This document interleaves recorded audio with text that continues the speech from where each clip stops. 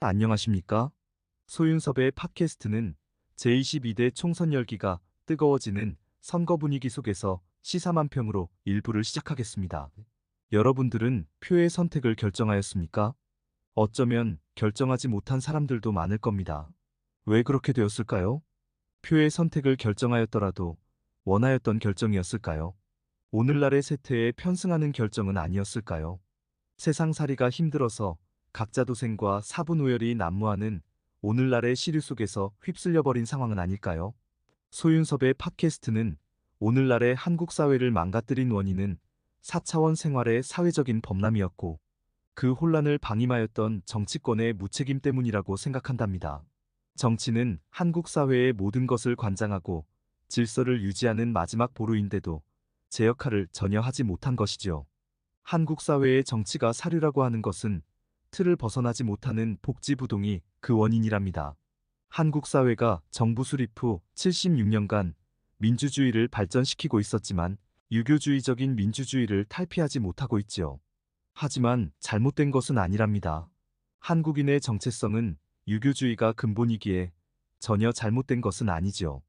세상 사회도 봉건주의가 국민의 민주주의로 탈바꿈한 것이랍니다.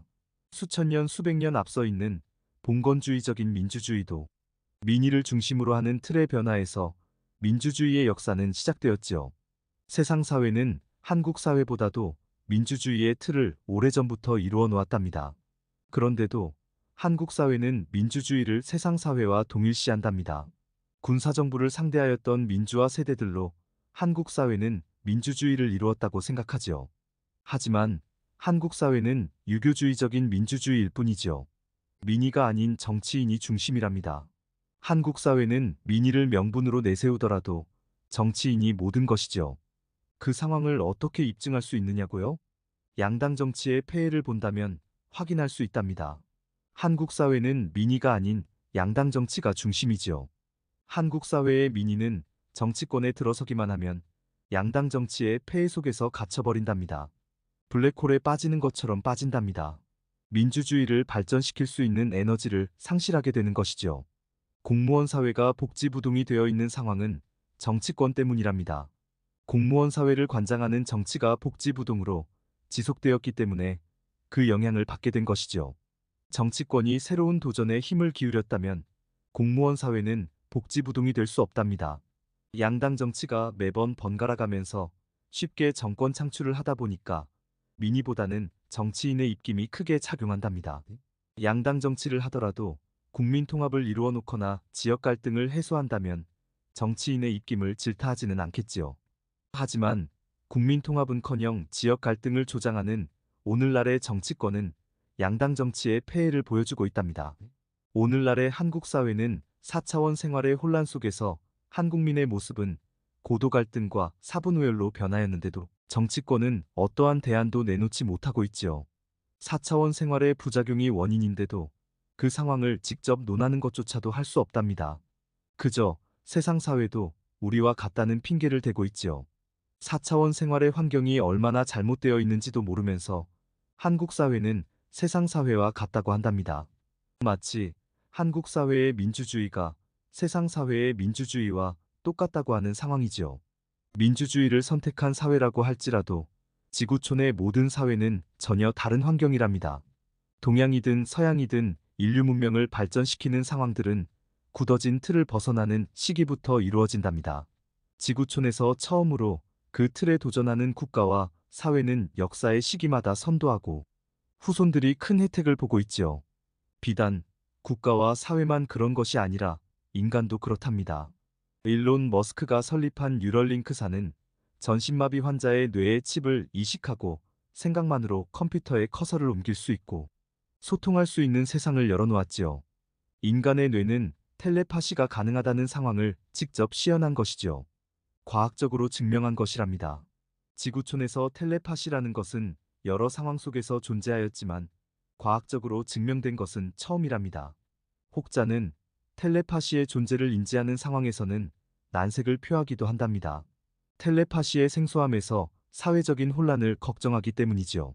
하지만 텔레파시는 조건 여하에 따라서 인간은 누구나 가능하다는 존재성을 과학으로 보여주고 있답니다. 물론 텔레파시를 사용할 수 있는 매개체의 칩은 있어야겠지요.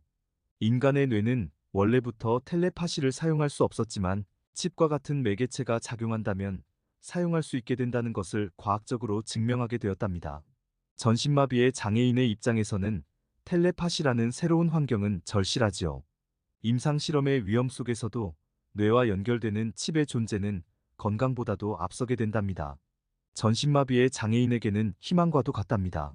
반면에 비장애인의 입장에서는 위험한 것이죠. 칩과 같은 매개체가 있어야만 텔레파시를 사용할 수 있기 때문에 매우 위험하답니다. 장애인의 경우에서는 텔레파시가 소통할 수 있는 유일한 상황이지만 비장애인의 경우에서는 텔레파시가 아니더라도 소통할 수 있기 때문에 전혀 다른 환경이지요. 만약에 매개체인 칩이 합법적이고 무해하다면 누구나 텔레파시를 사용하는 미래 사회를 열리게 하는 것이지요. 텔레파시는 흔한 상황으로 변하게 되는 것이랍니다. 인간 사회는 직접 말하는 구어, 손짓말로 하는 수어, 텔레파시의 두어가 공식적으로 허용되는 것이지요. 4차원 생활의 두어와 생체 에너지는 칩과도 같은 환경이랍니다. 하지만 인간의 전두엽을 혹사시키는 4차원 생활의 두어와 생체 에너지는 매우 위험하지요. 두어와 생체 에너지의 영향은 인간의 전두엽에서 종합적으로 이루어진답니다. 뇌와 연결하는 칩은 의료와 과학이 곁에 있지만 4차원 생활의 두어와 생체 에너지는 어떠한 견제와 책임도 없이 함부로 사용하는 혼란 속에 있지요. 4차원 생활의 두어와 생체 에너지를 방임하는 환경에서는 4차원 생활에 유해한 칩들이 함부로 사용되고 있다는 것이랍니다. 폐쇄적인 사회에서는 4차원 생활의 두어와 생체 에너지를 암묵적으로 덮어놓았더라도 4차원 생활의 사회적인 범람 속에서 개방적인 사회로 변하였다면 4차원 생활의 두어와 생체 에너지를 암묵적으로 덮어놓아서는 안 되는 것이지요. 사이비 종교단체와 무속신앙의 4차원 생활을 한 번도 공개적으로 논의하지 못하고 암묵적인 상황 속에서 굳어져 버린 것처럼 4차원 생활의 개방적인 사회를 방치하게 된다면 사회적으로 모든 것은 굳어지게 된답니다. 사이비 종교단체와 무속신앙의 집단처럼 4차원 생활은 한국 사회의 일부가 되는 것이 아닌 전부가 되어버린답니다. 소윤섭의 팟캐스트는 시간상의 제약으로 1부를 마치면서 2부에서 이어지겠습니다. 감사합니다.